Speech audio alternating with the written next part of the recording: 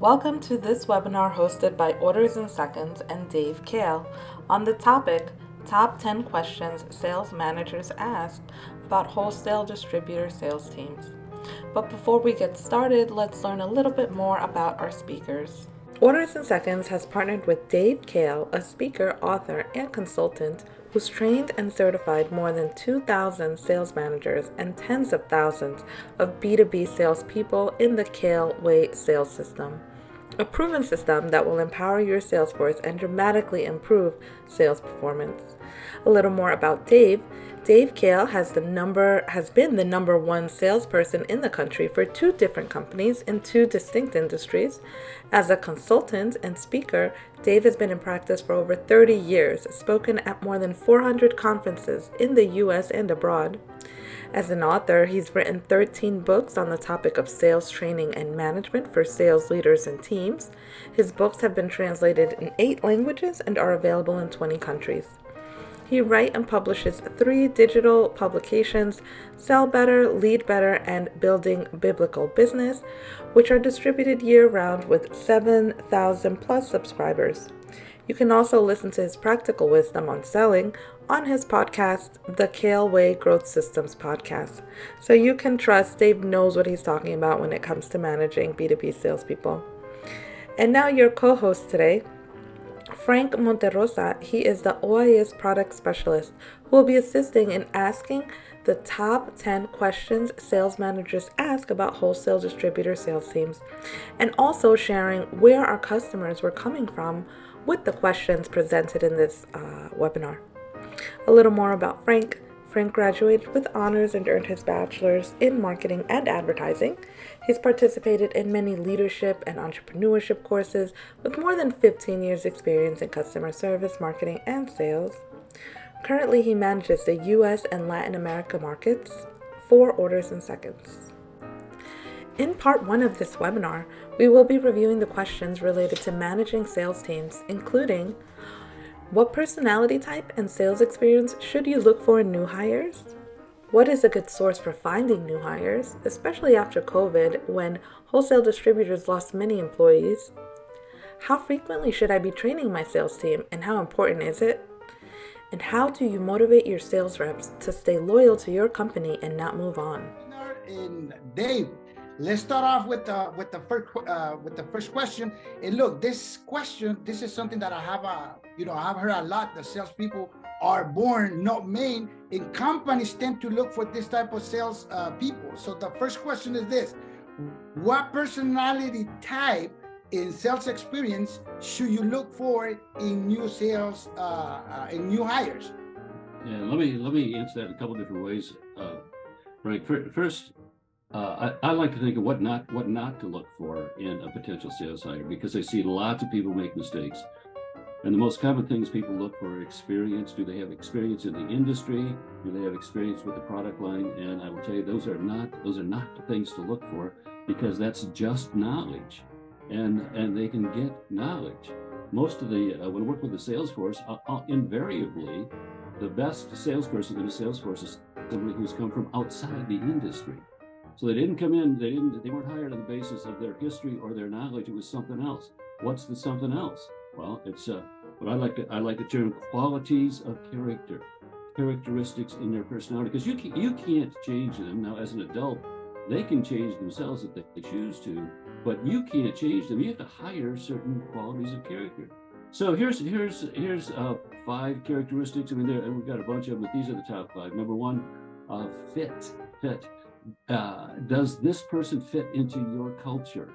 Can you see him or her, doing what you want him to do? And just as importantly, do you fit this person where they are in their life and their situation? I mean, is it a good fit? That's first. Second, and this is extremely important, more important today than I think ever before, and that is what I call the ability and propensity to learn. They have to learn, they have to be able to learn, and they have to like it, because things are changing today more rapidly than any time in human history, and we're all having to learn and change and grow more rapidly than ever before. So if they don't have that, they're not going to succeed. Third one is, I think it's a zero tolerance for me, and that is integrity. you're a salesperson who's working with a lot of people and working with a lot of money. When you put both those things together, there's all kinds of opportunities for, for bad behavior. And so integrity to me is absolutely a no-brainer. And then they have to have some sales aptitude. And you say, well, how do we know that? They look at what they've done. Have they done anything in the past that has been sales-ish? And sales aptitude can be easily measured these days with some of the assessments and things like that. And just one more, and this is a little tougher to find. That's what I call an image of success. Do they see themselves at a core level? Do they see themselves as being successful? Because if they see themselves as being successful, really, truly, if they have that vision, they'll figure a way to be successful. And if they see themselves as a failure, no matter what you do, they're going to find a way to fail. So those are the top 5 things, that I look for. And again, there's more, but we're limited on time. So thank you for the question. So next question, Frank. Perfect. So it's time to put. Next question is this. Look, a lot of companies are dealing with this type of problems, and that's because, especially after COVID, when wholesale distributors lost many employees. So the question is this: what's a good source for finding new hires? Yeah, I'm asked that question a lot. People say, well, should I advertise in the newspaper? Yes. Should I use Indeed or one of these software programs? Yes. Should I post it on LinkedIn? Yes. You should do everything, all of the above, because you don't know where your next sales hire is going to come from, and you need to work all those different possibilities because you're not quite sure. Having said that, the best way to find your next salesperson is what I call relational elbow grease. In other words, you just have to do the networking effort. I believe that you probably already know your next salesperson, or you know the person who knows them. You're one contact away from your next salesperson. And that is the best way to find a salesperson, is to work your network. And I mean, every single day, you ought to be doing something to create a network and put out there that you're looking for a salesperson, and sharpen your antenna. Keep your eyes open. Maybe it's one of the manufacturers who is calling on you, is looking for a job with less travel. You could be it. Maybe it's a wait person in a restaurant. I mean, you just have to be constantly sensitive and constantly recruiting. So where do you find the next salesperson? All of the above, push everything, but put in the time to network and create that relationship. You probably already know them. You just don't know it. Perfect. I like it, Dave. Let's move on to the next question. And look, with this one, most companies do not value the importance of training their sales staff. And that's why I'm coming up with this question, because how frequently should I be training my sales team, and how important is it? Because for some companies don't really value this specific thing. So Dave? Yeah. Well, so I got a vested interest in this time. I'm a trainer and I train salespeople, so I have a vested interest in it. But the answer is 95% of the wholesale distributor salespeople have never been exposed to the best practices in their profession. They don't know what they don't know.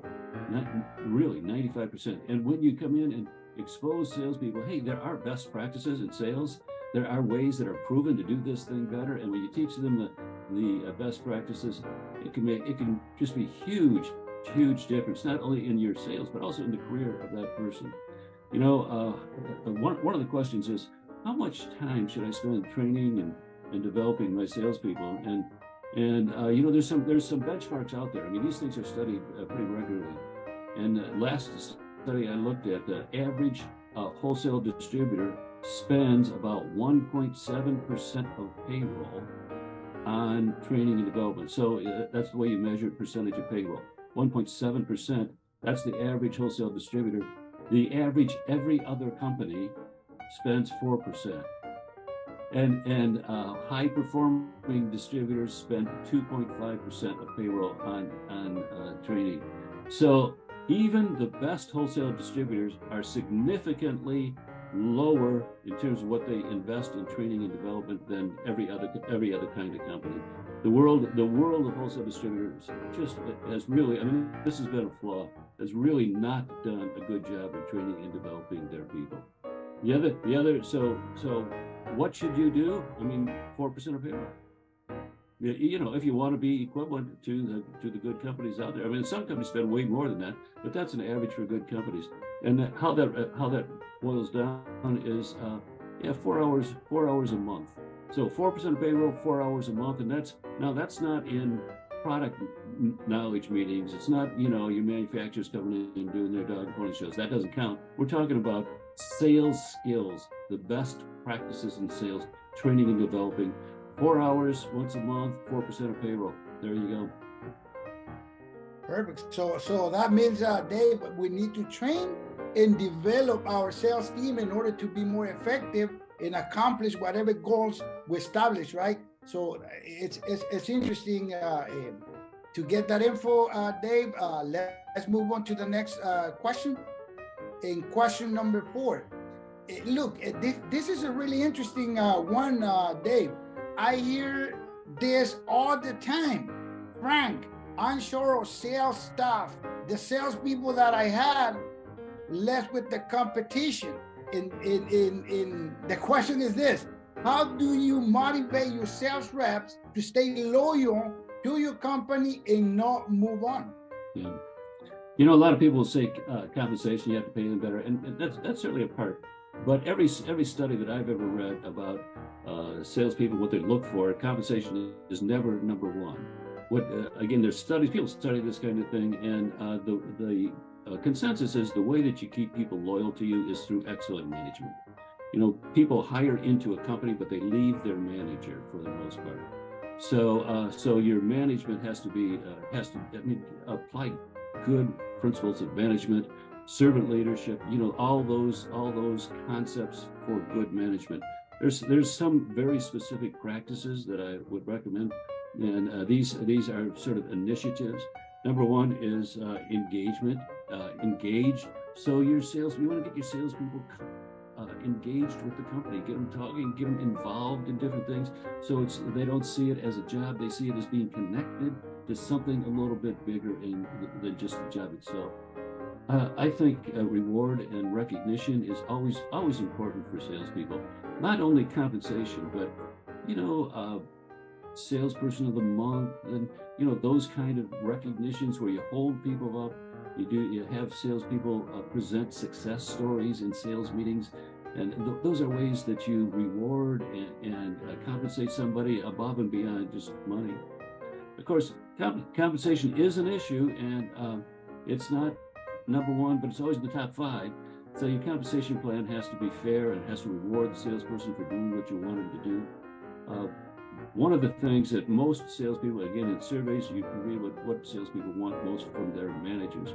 The number one thing is direction and feedback. Isn't that interesting? Direction and feedback. They want to know exactly what's expected of them, and they want to know how they're doing. And they want to know that not once a year. They want to know it almost all the time, you know, every week, every month. That's just part of the personality. They need to know, they need to be appreciated, they need to be recognized, they need to know that they're doing what they're there to do. And you know, those are some of the things you can do to increase loyalty. Wow, that's really interesting. So people don't actually leave because of the companies. People actually leave because of the relationship with the management and how they get treated. In money, it's important, but it's not the most important thing. The compensation is the relationship that you develop with the sales team or with the management team. Interesting. So let's